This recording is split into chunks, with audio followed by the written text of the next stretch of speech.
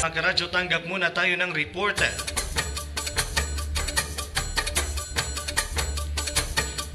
Truck na wala ng preno sa Atimonan, Quezon. Inararo ang motorsiklo bago nahulog sa bangin. 8 sugatan. Para sa detalye ng balitang yan, ihahatid ni JR Narit. Yes, good morning. 8 katao ang nagtamo ng iba't ibang pinsala matapos mawala ng gumano ng preno ang isang truck. Nadamay pa ang kasalubong nito ng araruhin ang motorsiklo at tuluyang mahulog sa bangin sa Diversion Road, Barangay Malinaw, Ilaya, Atimonan, Quezon. Ayon sa Atimonan Police Station, naganap ang aksidente dakong alas 11 ng umaga habang paket patungong pagbilaw ang motorsiklo na minamanihan ng 24 anyos na patrip ni pamilya kasama ang kanyang misis na 24 anyos at anak na babae, anak na 8 taong gulang.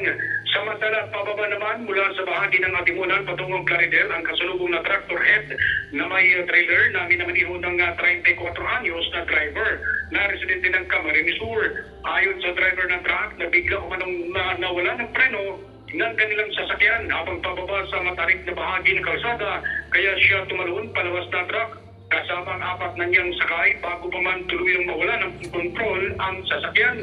Nagdire-diretso sa pag-iusong ang truck at sinasagasa ang paket ng motorsiklo na ikinasusugat ng 3 mag-anak na sakay nito. Tuluyang mahulog sa bangin ng truck. Agad namang responde ang MDRMO at PNP Atimonan at pinala sa Doña Marta Hospital ang lahat ng nasugatan. At yan ang ratsa ng Boy naman ang balita mula sa Landawigan ng Quezon. Ako si JR Narit, nagulat sa Infinite Radio 92.1. Iba! Basta lang sa Infinite Radio, walang kawala. Iba!